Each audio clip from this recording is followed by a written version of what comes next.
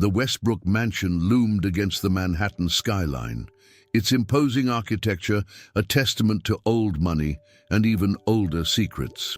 Inside, tension crackled through the air as Alexander Westbrook III faced off against his grandmother, Eleanor, the family matriarch whose iron will had shaped the destiny of their financial empire for decades. "This is absolutely ridiculous, grandmother." Alexander's voice echoed through the mahogany-paneled study. "You can't seriously expect me to marry someone just because you decree it. This isn't the 1800s.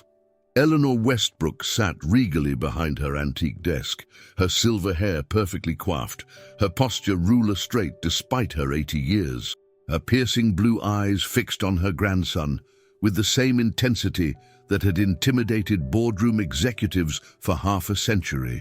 "My dear Alexander," she said, her voice carrying the cultured tones of old New York society, "you seem to be under the misapprehension that this is a negotiation. It is not. The terms of your grandfather's will are quite clear. To inherit your position as CEO of Westbrook Industries and your share of the family fortune, you must be married by your 30th birthday." Alexander ran his fingers through his dark hair, a gesture of frustration he'd never quite outgrown. "But that's only 6 months away, and you're telling me you've already chosen someone? This is insane." "What's insane," Eleanor countered, "is watching you squander your potential on meaningless pursuits and shallow relationships. Your grandfather built this company from nothing, and I've spent my life protecting and growing it. I won't see it destroyed by your lack of stability." She pressed a button on her desk, and moments later, the study door opened. Alexander turned, expecting to see another stern-faced family lawyer. Instead, his eyes fell on a young woman in a simple cleaning uniform, her dark hair pulled back in a practical bun, her hands clasped modestly in front of her. "Alexander, meet Sarah Mitchell. She's been working here as part of our cleaning staff for the past 3 months. She will be your wife." Alexander's jaw dropped. "A cleaner? You want me to marry the cleaning staff? Have you completely lost your mind?" Sarah's cheeks flushed slightly, but she held her ground, her green eyes meeting his with unexpected steadiness. There was something in that gaze that caught him off guard, a quiet confidence that seemed at odds with her humble position. "Miss Mitchell has qualities that you would do well to learn from," Eleanor continued, her tone brooks no argument. "She understands the value of hard work, responsibility, and dignity, all traits that seem to have skipped a generation in our family." "This is ridiculous," Alexander scoffed. "I won't do it. You can keep your company and your money. I'll make my own way." Eleanor's smile was sharp enough to cut glass. "Will you? Without your trust fund, without your connections, without the education and opportunities that our family's money has provided? By all means, Alexander, walk away. But remember, you have exactly 6 months to prove you can survive in the real world. Something tells me you won't last 6 weeks."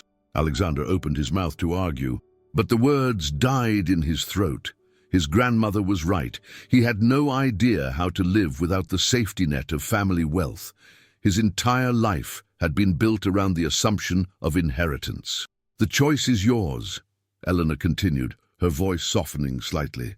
"Marry Sarah, learn to be the man your grandfather always hoped you would become, and inherit everything as planned. Or walk away now with nothing but the clothes on your back and whatever cash you happen to have in your wallet." The silence that followed was deafening. Alexander looked at Sarah again, studying her more carefully this time. She was beautiful in an understated way, with clear skin and delicate features. But there was something else about her, something he couldn't quite put his finger on. She stood with perfect posture, her chin lifted slightly, not the bearing of someone who had spent their life in service. "And what does Miss Mitchell think about this arrangement?" he asked, his voice dripping with sarcasm. "I've agreed to the terms." Sarah spoke for the first time, her voice clear and educated, another surprise. 1 year of marriage, after which we can go our separate ways if we choose. In return, I receive a settlement that will allow me to pursue my own goals." Alexander's mind raced. There had to be a way out of this. some loophole or alternative he hadn't considered, but as he looked between his grandmother's determined face and Sarah's composed expression, he realized he was trapped. "Fine," he said finally, his voice tight with anger. "1 year, but don't expect me to play the happy husband. This is a business arrangement, nothing more." "As you wish," Sarah replied, and for a moment Alexander could have sworn he saw a flash of something. Amusement? Satisfaction? In her eyes. Eleanor rose from her desk, a slight smile playing at the corners of her mouth. "Excellent. The wedding will be in 2 weeks. Small, private, but properly documented for legal purposes. Sarah will move into the east wing of the mansion immediately to maintain appearances." As Alexander stormed out of the study, he didn't notice the subtle exchange of glances between his grandmother and his future bride. He didn't see the way Sarah's professional demeanor shifted ever so slightly, her shoulders straightening with the bearing of someone used to command rather than service. And he certainly didn't realize that Sarah Mitchell wasn't actually her real name, or that his grandmother's ultimatum was just the first move in a game that had been months in the planning. But he would learn soon enough. Want to know Sarah's true identity and the secret that could destroy everything? Keep watching until the end. This story will change how you see love and trust forever. The next 2 weeks passed in a whirlwind of careful preparations and barely concealed tension. Alexander watched with growing suspicion as Sarah seamlessly transitioned from cleaning staff to future Westbrook bride, noting how quickly she adapted to the mansion's luxury. Her transformation was subtle but unmistakable, the way she held herself, how she navigated social situations with unexpected grace, even her knowledge of wine pairings at dinner. It all felt rehearsed, as if she'd been preparing for this role long before his grandmother's ultimatum. One evening, he found her in the mansion's vast library, perusing financial reports with far too much understanding for someone who supposedly spent their days dusting shelves. She was so engrossed that she didn't notice him standing in the doorway, watching as she made neat annotations in the margins. "Interesting reading material for a cleaner," he said, causing her to start slightly. "Most people stick to fiction for their evening entertainment." Sarah closed the report carefully, her composure returning almost instantly.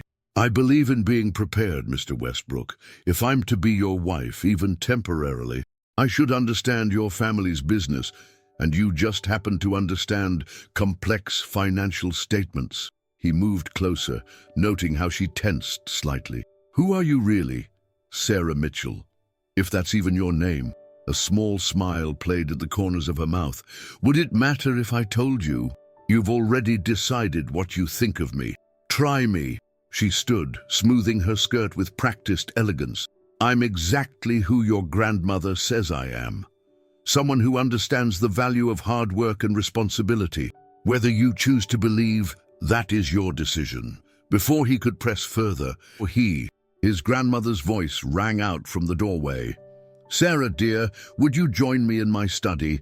There are some wedding details we need to discuss." Alexander watched them leave, his suspicion growing. There was something about the way they interacted, a hidden understanding that went beyond the surface story they were presenting. He pulled out his phone and dialed his private investigator.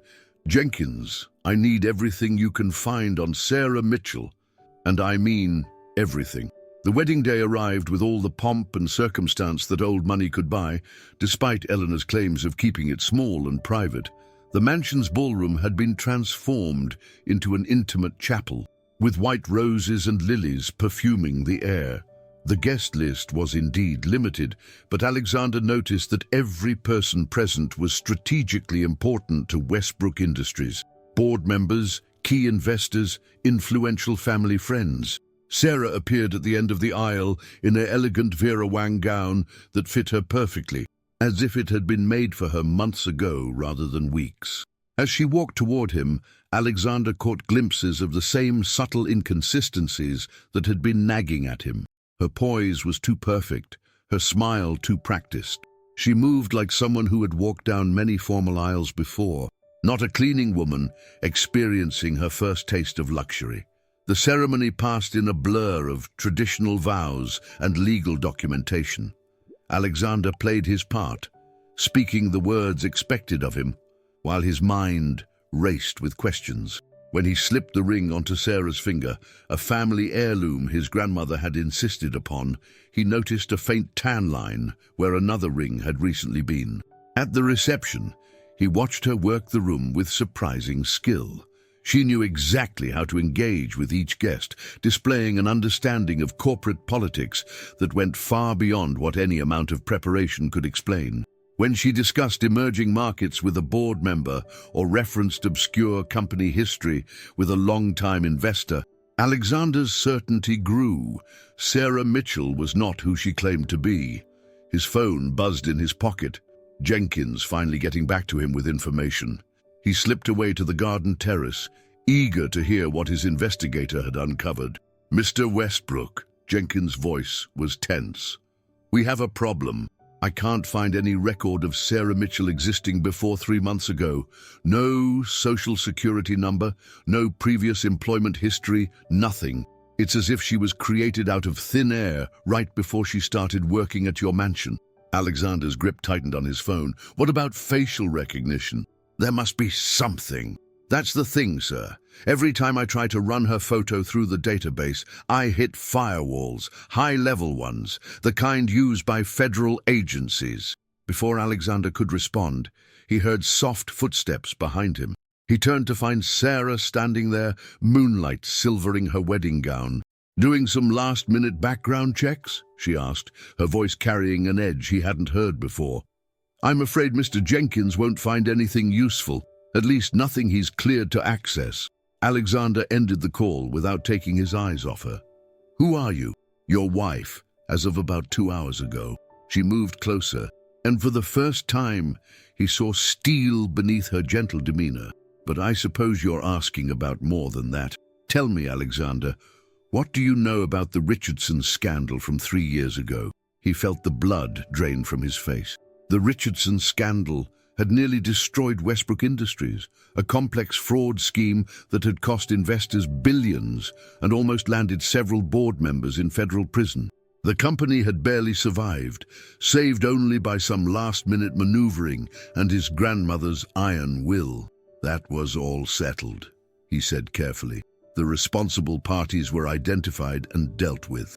Sarah's laugh was soft but cutting. "Were they? Or was that just what the public was told? Your grandmother is quite skilled at managing appearances, isn't she? What are you implying?" "I'm not implying anything. I'm telling you that there's much more to that scandal than you know, much more to your family's company than you've bothered to learn while you've been busy enjoying your trust fund." She stepped closer, close enough that he could smell her perfume, expensive, subtle, nothing like what a cleaner would wear. "Your grandmother didn't choose me for this role, Alexander. I chose her. And now you've given me exactly what I need, legal access to everything Westbrook." Alexander's mind raced, putting pieces together. "You're investigating us, FBI, SEC?" Sarah's smile was almost pitying. "If I were, this conversation would be going very differently. No, I'm something else entirely. And thanks to you and this marriage, I now have 6 months to find every skeleton in your family's closet before the real storm hits. I'll expose you," he threatened. But his voice lacked conviction. "To whom? Your grandmother? She knows exactly who I am. Why do you think she arranged all this?" "She's trying to protect you, Alexander. The question is, from what?" Before he could respond, the terrace doors opened, spilling light and music into their private confrontation. Eleanor stood in the doorway, her face unreadable. "There you are, dears. The guests are asking for you. It's time for the first dance." Sarah's demeanor shifted instantly, the steel disappearing behind the gentle facade she'd cultivated. She held out her hand to Alexander, every inch the blushing bride. "Shall we, husband?" As he took her hand and led her to the dance floor, Alexander's mind was spinning. He looked at his grandmother, seeing worry beneath her composed exterior. What was she trying to protect him from? What storm was coming? And most importantly, who was this woman he had just married? As they moved across the dance floor, Sarah leaned close, her lips brushing his ear. Don't worry too much tonight, Alexander. The real game hasn't even begun. But I promise you one thing. By the time our year is up, nothing in your world will be the same. The music swelled around them as they danced. The perfect picture of newlywed bliss. But Alexander could feel the tension in Sarah's hand, the careful distance she maintained even as they moved together. His wife was a mystery, wrapped in deception, and somehow his grandmother was part of it all. As the evening drew to a close, one thing became crystal clear. His life had just become a dangerous game, and he didn't even know the rules. If this wedding revelation shocked you, subscribe now. The real truth about Sarah and Eleanor's plan will leave you speechless. Hit that subscribe button to never miss our daily stories of love, deception, and redemption. The morning after the wedding, Alexander woke to find the east wing of the mansion eerily quiet. Sarah's room, they had separate rooms of course, and it was empty, the bed unslept in. He found her in his grandmother's study, both women hunched over documents spread across the massive desk. They fell silent the moment he entered, Sarah smoothly sliding papers into a folder while Eleanor adjusted her reading glasses. "Good morning, dear," Eleanor said, as if it were perfectly normal to have secret meetings with his mysterious new wife at dawn. "I trust you slept well?" "Cut the act," Alexander snapped, his patience finally breaking. "I want the truth. Now." Eleanor and Sarah exchanged a look that spoke volumes. Finally, his grandmother nodded. "Show him." Sarah pulled out her phone, tapped a few commands, and handed it to him. On the screen was an email dated 3 years ago, during the height of the Richardson scandal.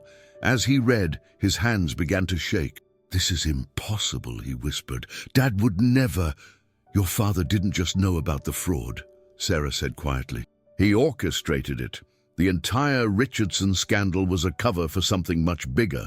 Alexander collapsed into a chair, his world tilting on its axis. His father, James Westbrook, had died in a car accident 2 years ago.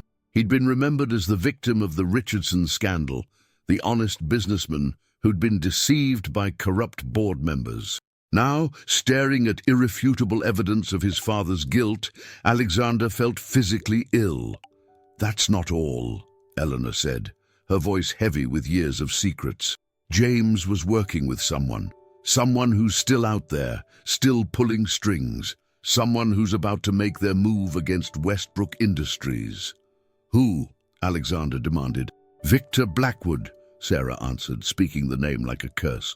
"Your father's former best friend and business partner, the man who supposedly died in the same car crash that killed James." Alexander's head snapped up. "Supposedly?" Sarah pulled out another folder, this one filled with surveillance photos. They showed a man with graying hair and expensive clothes, very much alive, entering various buildings around the world. Though older than Alexander remembered, Victor Blackwood was unmistakable.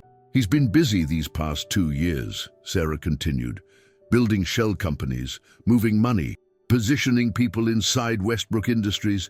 He's planning something big, something that will destroy not just the company, but your entire family." "And you?" Alexander turned to her, his voice sharp. "Where do you fit into all this?" Sarah's professional mask cracked slightly, showing a flash of raw emotion. "Victor Blackwood destroyed my family too. My real name is Sophie Blackwood. I'm his daughter." The revelation hit Alexander like a physical blow. He remembered Sophie from his childhood, a quiet, serious girl who used to visit the mansion with her father. They'd played together as children before their families had mysteriously fallen out. "Sophie?" he whispered, really looking at her for the first time. Behind the careful disguise, he could finally see traces of the girl he'd known. "But why? How?"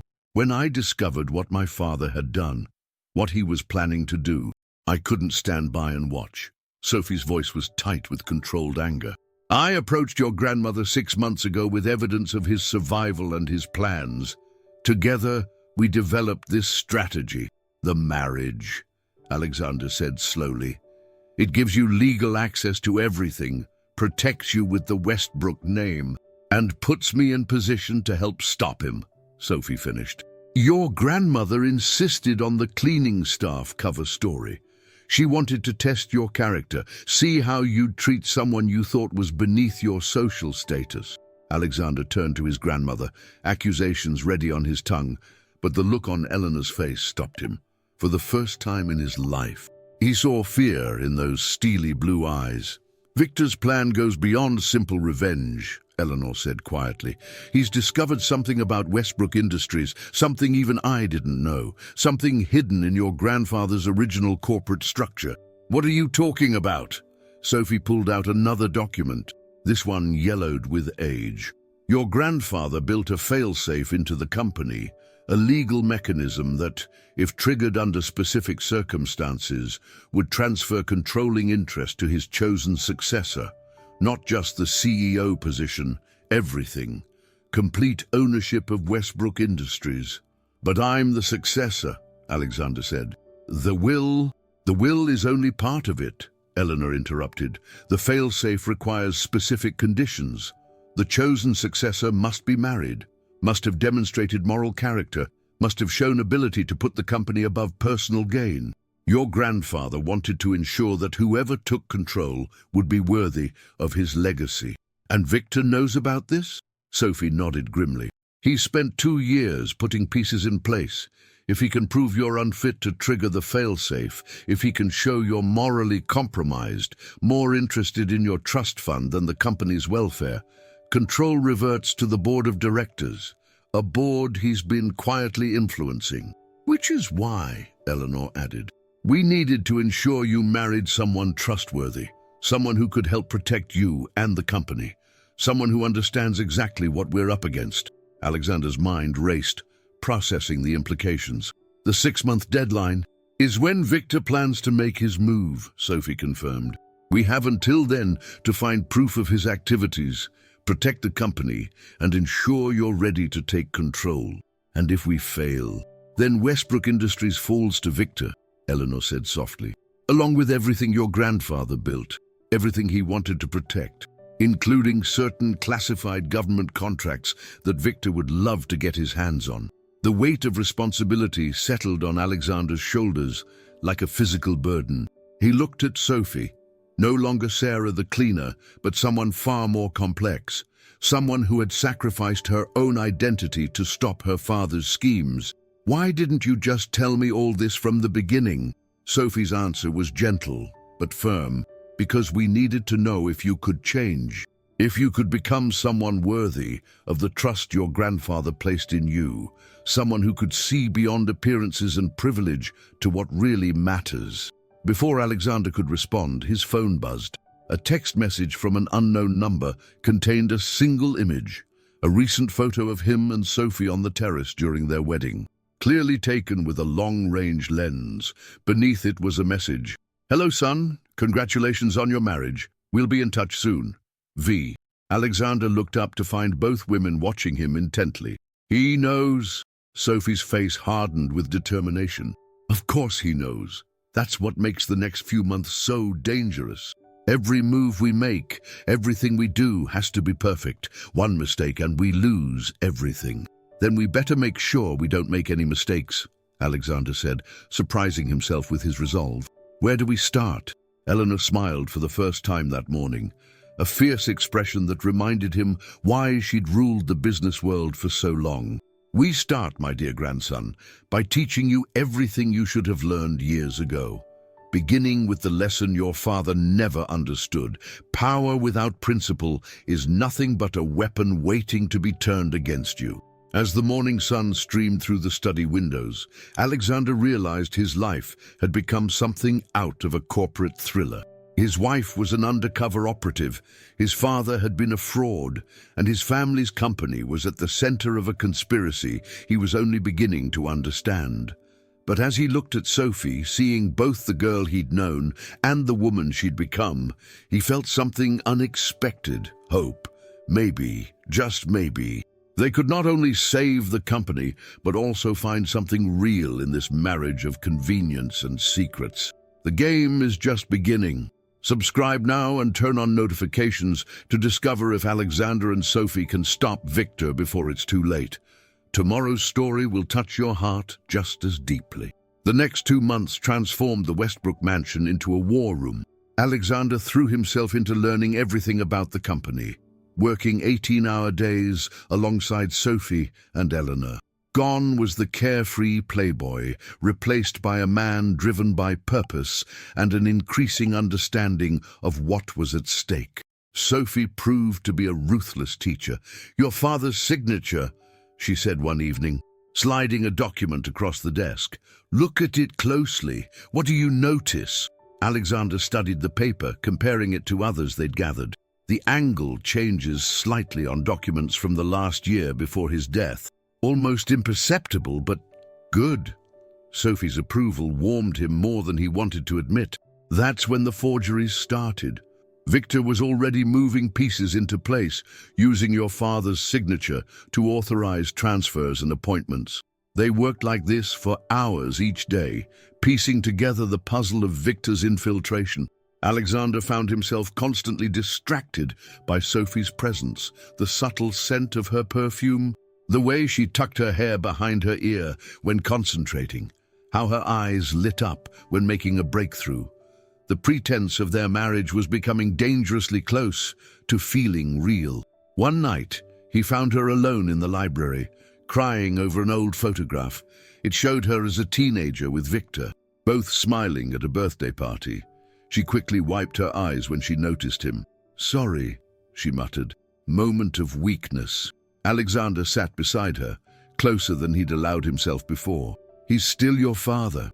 "No," she said firmly, but her voice cracked. "My father died the day I discovered what he really was. The day I found proof that he'd arranged the car accident that killed your father." Alexander's breath caught. "What?" Sophie met his eyes, tears still clinging to her lashes. James was going to confess everything. He couldn't live with the guilt anymore. Victor couldn't allow that, so he arranged the accident. "I found the proof in his private files. That's when I knew I had to stop him." Without thinking, Alexander reached for her hand. She didn't pull away. They sat in silence, sharing the weight of their father's sins. The moment was shattered by Eleanor bursting into the library. "We have a problem. The Singapore audit, it's been moved up. They're starting tomorrow." Sophie jumped to her feet. "That's impossible. We're not ready. The documentation—" "Exactly," Eleanor said grimly. "Victor's making his move. If that audit reveals the inconsistencies in the Asian subsidiaries before we can clean them up, the board will have grounds to trigger an emergency review," Alexander finished, his mind racing, "which would force an evaluation of the fail-safe conditions. We need those records cleaned up before the auditors see them," Sophie said. "But the only copies are in the Singapore office. There's no way to get there in time." Alexander stood, determination squaring his shoulders. "Yes, there is. The company jet is fueled and ready. We can be in Singapore in 15 hours. "We?" Sophie raised an eyebrow. "I'm not letting you face this alone anymore." The intensity in his voice surprised even him. "We're in this together." Eleanor watched this exchange with knowing eyes. "Go.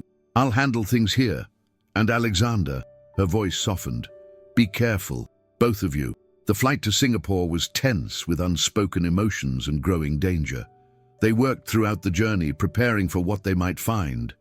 Alexander couldn't help noticing how Sophie's professional mask slipped more often now, revealing glimpses of vulnerability and something else, something that made his heart race. They landed in Singapore at dawn, racing against time to reach the office before the auditors. The plan was simple but risky. Use Alexander's executive access to enter early, find the compromising documents, and replace them with clean versions Sophie had prepared. What they didn't expect was to find Victor Blackwood himself waiting in the office.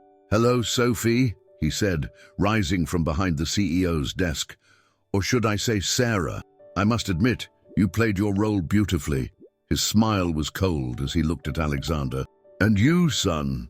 Finally taking an interest in the family business? A bit late, don't you think?" Sophie stepped forward, shielding Alexander slightly. "It's over, Dad. We have proof of everything. The fraud, the accident, all of it." Victor's laugh was chilling. "Proof? You mean like this? He held up a thick folder. The original documentation you came for? Did you really think I wouldn't be watching? That I wouldn't know exactly when you'd make your move? How? Alexander demanded. Oh, please. Did you think that text after your wedding was my only surveillance? I've been watching everything.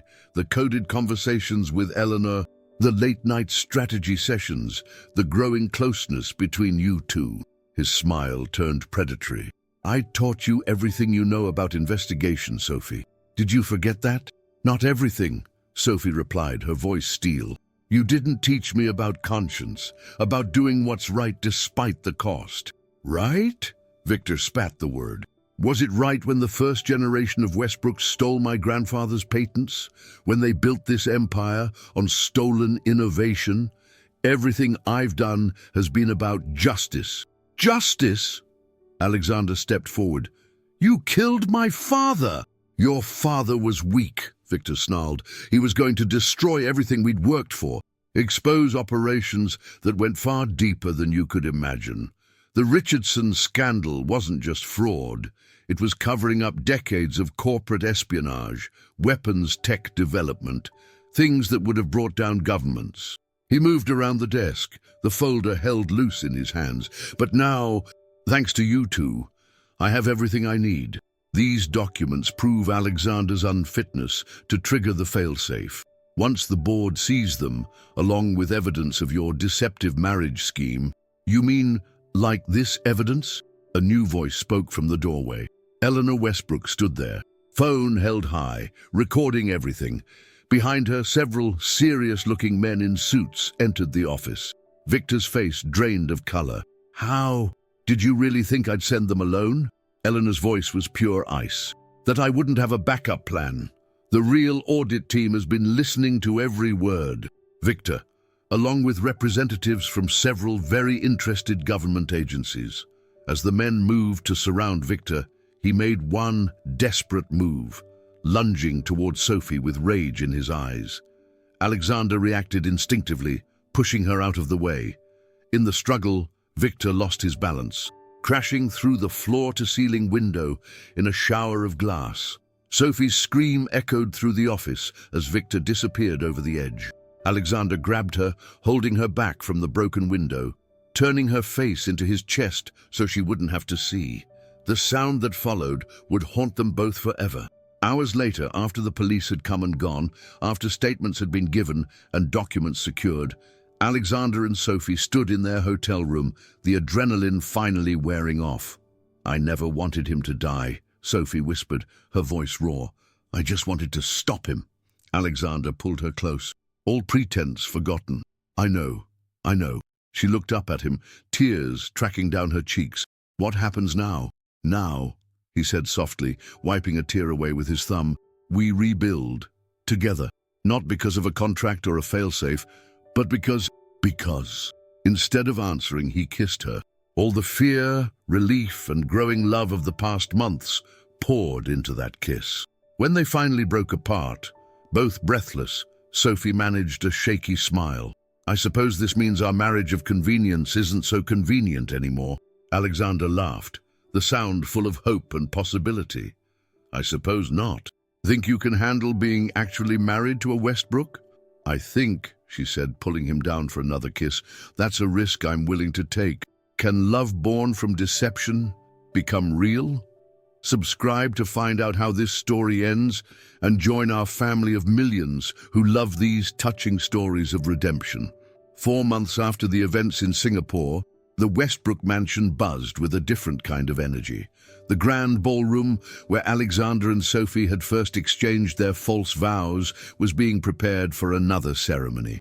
This time, there would be no secrets, no hidden agendas, just truth. Alexander stood in his grandfather's old study, now his office, reviewing the final report on Victor Blackwood's operations. The investigation had uncovered decades of corporate espionage, hidden accounts, and technological theft that stretched across continents. But among the documents, he'd also found something unexpected: letters between Victor and his grandfather from the early days of Westbrook Industries. Still working? Sophie's voice drew him from his thoughts. She stood in the doorway, more beautiful than ever in casual clothes, her guard finally down after months of pretense. "Found something interesting," he said, holding up one of the letters. "Turns out Victor wasn't entirely wrong about the patents. My grandfather did use his grandfather's innovations, but not the way Victor thought." Sophie moved closer, her presence bringing the familiar warmth that Alexander had grown to cherish. "What do you mean? Look at this." He handed her the letter. "My grandfather bought those patents fairly, paid well above market value. He even offered Victor's grandfather a partnership, but the man refused, too proud to work for someone else. Victor's father must have twisted the story, passed down a legacy of bitterness that Victor never questioned, just like I never questioned him," Sophie said softly, setting down the letter. "Until I had to." Alexander pulled her into his arms, understanding the weight she still carried. "You did what was right. That's all anyone can do." The past months had been challenging. The media frenzy following Victor's death had threatened to overwhelm them, but they'd faced it together. Sophie had struggled with guilt and grief, while Alexander worked to rebuild trust within the company. Through it all, their fake marriage had blossomed into something neither had expected, a partnership built on mutual respect, understanding, and deepening love. Eleanor had watched their transformation with quiet satisfaction. She'd known, somehow, that forcing them together would lead to this. The morning after Singapore, she'd finally revealed the full extent of her planning. "Your grandfather always said love was the best business strategy," she told Alexander. "He meant that someone who could love deeply would also care deeply about doing what's right. That's what the failsafe was really testing, not just moral character, but the capacity for true partnership." Now, as they prepared to renew their vows, this time with real meaning, Alexander understood what his grandfather had known all along. Success wasn't about power or control. It was about building something worth protecting, with people worth sharing it with. A knock at the study door interrupted his thoughts. Eleanor entered, elegant as ever, but softer somehow. The weight of secrets finally lifted from her shoulders. "Everything's ready," she announced. "The guests are arriving." Unlike their first wedding, this ceremony would be genuine. The guest list included people who mattered to them, not just to the company. They'd invited the cleaning staff, the real cleaning staff, who had unknowingly been part of their story. Even Jenkins, the private investigator who'd first started unraveling Sophie's identity, had a place of honor. "Before you go down," Eleanor said, "there's something you should have." She handed Alexander a worn envelope. "Your grandfather wrote this for his successor. I think now is the time." Alexander opened the letter carefully, Sophie looking over his shoulder as they read together. "To my heir, if you're reading this, you've discovered what I learned through years of building Westbrook Industries. That true success comes not from what you own, but from what you build together with those you trust. The failsafe was never about protecting assets. It was about ensuring that our legacy would be carried forward by someone who understood that business without humanity is meaningless. That power without love is empty. I hope you found, as I did, that the greatest achievements come when we open our hearts to unexpected possibilities, when we see beyond appearances to the truth of people's characters, when we build not just companies, but relationships that stand the test of time. Take care of our people. Love deeply. Lead with compassion. The rest will follow. With faith in the future, Edward Westbrook." Alexander folded the letter carefully, emotion thick in his throat. Sophie squeezed his hand, her eyes shining with tears. "He would be proud of you," Eleanor said softly. "Both of you. Now shall we? Your guests are waiting." They descended to the ballroom together, where their friends and family had gathered to celebrate not just their marriage, but their journey. The room where they'd once exchanged empty vows was now filled with genuine joy and anticipation. This time, when Alexander saw Sophie walking down the aisle, there were no secrets between them, no hidden agendas or assumed identities, just two people who had found each other in the most unexpected way, brought together by circumstances, but choosing to stay together out of love. Their new vows were simple but profound, acknowledging the complex path that had led them here. "I choose you," Alexander said, holding Sophie's hands in his, "not because of duty or inheritance, but because you showed me what it means to be worthy of trust. You challenged me to be better, to see beyond myself. You turned a convenient arrangement into the most inconvenient, wonderful love I could imagine." Sophie's voice wavered with emotion as she responded, "I choose you, not because of plans or obligations, but because you saw me, really saw me, even when I was hiding. You taught me that justice without compassion is just another form of revenge. You helped me find healing when I thought I was only seeking justice." As they sealed their renewed commitment with a kiss, Eleanor watched from the front row, satisfaction and joy evident on her face. Her grandson had become the leader his grandfather had hoped for, and found the partnership they had both known he would need. Later, during the reception, Alexander and Sophie slipped away to the terrace where they'd first confronted the truth about their arrangement. The garden was peaceful in the evening light, so different from that tense night months ago. "Any regrets?" Alexander asked, holding her close. Sophie pretended to think about it. "Well, I did have to give up my promising career as a cleaning lady." He laughed, the sound full and free. "I'm sure we can find you something else to do. How about helping me run a company?"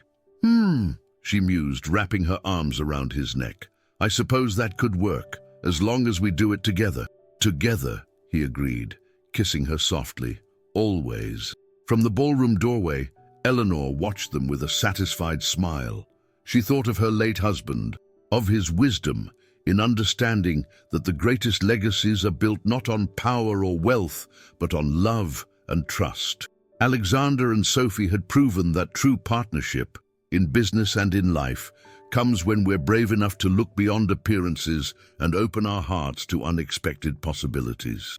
As the evening drew to a close, the Westbrook mansion stood as it always had, a symbol of power and privilege, but now it held something more valuable. A love story that had begun with deception but ended in truth. A partnership forged in crisis but strengthened by choice, and a legacy that would continue not through force of will, but through the power of two hearts that had found each other against all odds. The cleaning staff whispered among themselves that it was better than any fairy tale, the story of a pretend marriage that became real, of two people who found love while saving an empire, of a grandmother's wisdom in knowing sometimes the heart needs a little push to find its way home. And in the years to come, when people would ask about the unusual way their marriage began, Alexander and Sophie would share a secret smile, knowing that sometimes the most convenient arrangements lead to the most inconvenient and wonderful love stories of all. What would you have done in Sophie's place? Would you risk everything for justice and love like she did? Share your thoughts in the comments below. We read every single one. If this story touched your heart, don't forget to subscribe and hit that like button. Our next story is waiting for you on the left of your screen. Trust me, it's just as powerful and emotional as this one.